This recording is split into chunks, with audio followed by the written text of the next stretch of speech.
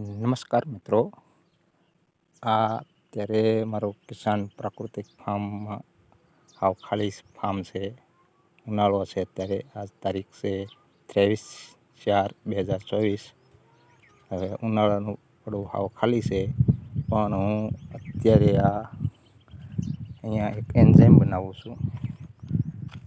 તો એ આપણે જોઈએ. આ આંકડો છે, 3 કિલો આંકડો લીધેલો છે, અને આ 3 કિલો ભૂંભલિયો થોર છે, અને આ 2 કિલો ગોળ છે, અને આ 50 લીટરનો કેરબો છે, એરટાઈટ છે. આ એમાં ભરવાનું છે, અને આ પાણી છે. તો આ આંકડો અને થોર મિક્સન એન્ઝાઇમ બનાવવું છે.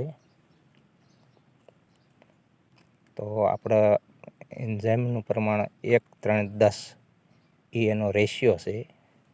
આપણે કોઈ પણ એવા એન્ઝાઇમ બનાવી રીતે છે. 1 એટલે 1 કિલો ગોળ, અને 3 એટલે 3 કિલો કોઈ પણ આપણે વસ્તુનું એન્ઝાઇમ બનાવવું હોય એનું મટીરિયલ જોતું હોય છે. અને 10 એટલે પાણી, એટલે 10 લીટર પાણી. અને આ એન્ઝાઇમ 90 દિવસે તૈયાર થતું હોય છે. અને આ એન્ઝાઇમ બગડતું નથી તૈયાર થયા પછી પણ. તો અત્યારે આપણે આંકડાનું એન્ઝાઇમ બનાવ્યું છે. એ આપણે આંકડામાંથી પોટાશ મળે, આ ભૂંભલિયો થોર છે એમાંથી સલ્ફર મળે. એટલે આ બે વસ્તુ આમ જોઈએ તો ફૂગનાશક છે, અને ખાતરની પણ આમ પૂર્તિ થાય, તત્વો પણ આમાંથી મળતા હોય છે. અને આપણે ગોળ નાખવી એમાંથી પણ સારા તત્વો મળતા હોય છે.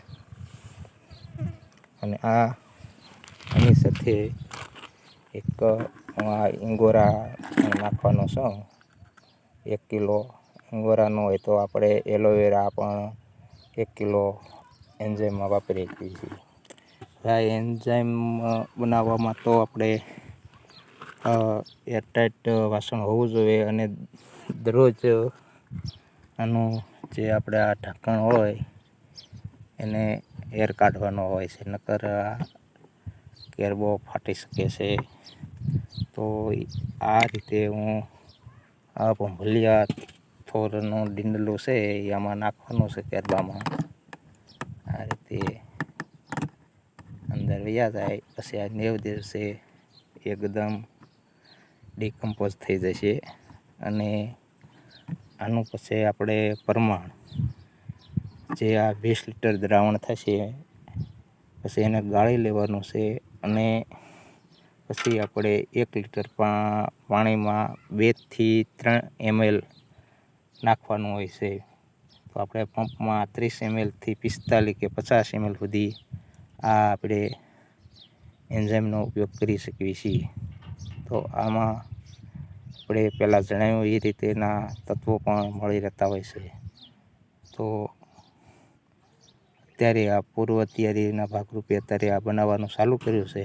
તો જો મિત્રો તમારે બનાવવું હોય તો તમે પણ બનાવી શકો છો આવું એન્ઝાઇમ, અને આપણા પાકમાં સ્ટાર્ટ કરી શકાય છે. તો આ વિડીયો ગમ્યો હોય તો લાઈક કરજો, શેર કરજો, અને સબસ્ક્રાઈબ કરજો. આભાર.